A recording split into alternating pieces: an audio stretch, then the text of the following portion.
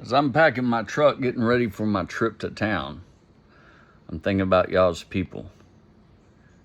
Packing up, just getting ready to go. It ain't time to go yet. It's going to take a while. Truck's got to warm up a little bit, you know what I'm saying? I want to tell you something. People have this misunderstanding of what heaven is. There's two heavens, so to speak, as far as like where we will be at the end of times. The first one is basically just the millennial reign, where it's going to be life continued as we know it, except no more sin for the nation of priests. The other nations will still be capable of sin. In fact, Yah says if they sin and don't come up and worship from year to year, he'll withhold their rain. And the other one's going to be, the last resurrection, the white throne judgment, new heaven, new earth, and all that. But until the millennial reign, what happens to you when you die? You go beneath the earth to Sheol, the grave, hell. Hell is divided into many compartments so that like people go with like people. Some of them go straight into torments after they die, awaiting judgment. Some of them to a place of peace. One of these places of peace is called the bosom of Abraham, or Abraham's bosom. You know the story of Lazarus, right? Well, all religions came from when the angels descended, and then they bred with women and created half-breeds. They erected themselves as gods and their firstborn children as demigods. Okay? That's where all religions come from. Well, there's a practice of one of the heathen religions of putting coins on the eyes of the deceased to bribe the ferryman. Because we are told that there's a great gulf that separates the different compartments of Sheol, but they believe they can bribe that ferryman to take them to one of the better places. But we know from the New Testament that you can't cross over. It can't be done. You're going where you're going. Jesus said, no man hath ascended except for he who descended. Now, at the end of the millennial reign, when all nations come against Israel one last time, Satan's lose a little season, and we're all dead in the streets for 3 days and 3 nights before Yah says, come up here. Then, I don't know what it looks like. We might be in the third heaven or something, But until then, man was made for the earth. So, where's Enoch? Where's Elijah? Where's Baruch? Where's all the ones that never tasted death? That's a fun one. Where is Eden? Where is the Garden of Eden? Did God ever say he took it off the earth? No, he never said that. Sorry, I gotta put this clasp on or my door will open. Kind of hard to do one-handed. There it is. Got to put that on there so my door don't open driving down the road. So where is it? Well, that's in the North Pole. And for every truth, a counterfeit. And for every counterfeit, a truth. Because what the angels do, they taught us. They taught us just a little bit of truth, just enough to get us in trouble. There she is. Ain't she a beaut? So, are there any scriptures? Let me get this thing started real quick. It takes 5 minutes to warm up. 1.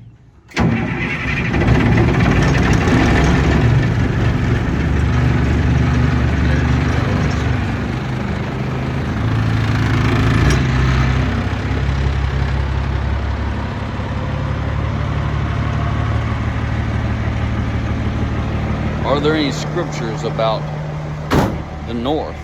Well, yeah, there's actually many scriptures about the north. So let's see what it says about people going to the north.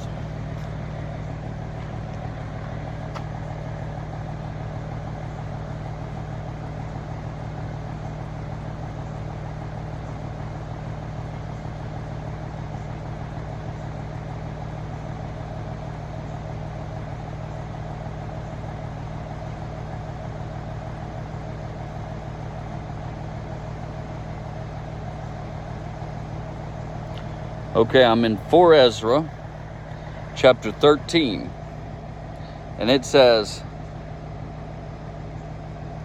they took this counsel among themselves, that they would leave the multitude of the heathen and go forth into a further country where never mankind dwelt, that they might there guard their statutes, which they never kept in their own land. And they entered into Parath. Okay, that's one of the 4 rivers coming out of Eden. By the narrow place of the river, for El Elyon then showed signs for them, and held still the flood till they were passed over. For through that country there was a great way to go, namely of 1.5 years, and the same region is called Arzareth. Then dwelt they there until the latter time, and now, when they began to come, El Elyon shall stay the springs of the stream again. Isn't there some prophecy about the river Parath drying up? That they might go through. Therefore you saw the multitude of peace.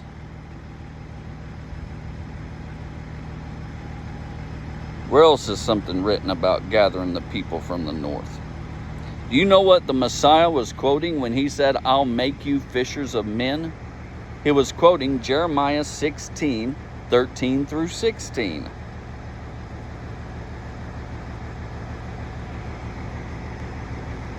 Therefore will I cast you out of this land into a land that you know not you nor your fathers, and there you shall serve other Elohim day and night, where I will not show you favor. Therefore, behold, the days come, says Yahweh, that it shall no more be said, Yahweh lives, that brought up the children of Yasharel from the land of Mitzrayim, the children of Israel from the land of Egypt. But Yahweh lives, that brought up the children of Israel from the land of the north, and from all the lands whither he had driven them. And I will bring them again into their land that I gave unto their fathers. Behold, I will send for many fishers, says Yah, and they shall fish them. And after that I will send for many hunters, and they shall hunt them from every mountain and from every hill and out of the holes of the rocks.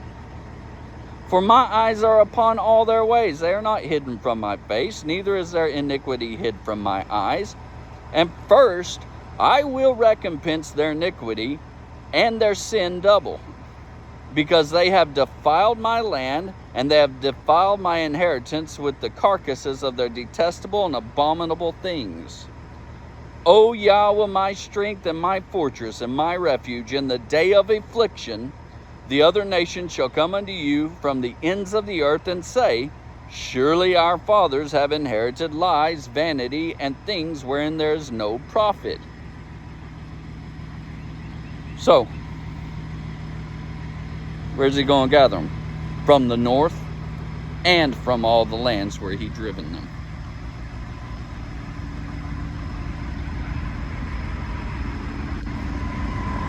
You know, when Jesus walked the earth, they were coming in by the thousands. But when you go fishing, if you cast a net, you catch a lot of fish at one time. But what happens when you go hunting? Think about it. When you go deer hunting, you get your deer rifle, you go set by the feeder, or you track something if you're a real hunter. I'm not a real hunter. I'm not putting anybody down. I'm just saying it's a little bit more one-on-one. So he says, I will send for many fishers, and after that hunters. Well, the fishers were the time when he was alive and after his death and resurrection. Now we're in the time of the hunters. So if your congregation is 25,000 people in a mega church, it's probably wrong. We ain't swolled our borders that much yet. We're just now waking up, and we're getting ready to ride. Hallelujah. Shalom. I wanted to add one more verse to the end of that video. Enoch 59, 8 and 9. It says, and a male monster whose name is Behemoth, which possesses on his breast the invisible wilderness. His name was Dindian, in the east of the garden, where the elect and the righteous will dwell, where he received it from my ancestor who was a man, from Adam, the first of men, from whom Yahweh Sabaoth made. Now, in Ezekiel 20, 34 through 38, it says that he's going to bring us out of all countries where we were scattered to, and then place us in the wilderness of the people. I believe this wilderness of the people is there in the north, because I believe that there's a difference between Zion and the Mount Zion, the Mount of the Assembly in the sides of the north. Anyways, I could probably make an hour-long teaching on the north very easily. Don't feel like doing it tonight. That was an old video that I found and decided to add that tidbit to it before uploading it. Don't forget, check out my book on Amazon, Ephraim Rising. It's available for pre-order right now. I'm waiting until I've got the paperback and the hardcover available. Then I'll move the pre-order up and release all three at the same time. I've been out of commission due to a surgery. So if you want to help out with that, pre-order, and have a blessed evening. Shalom.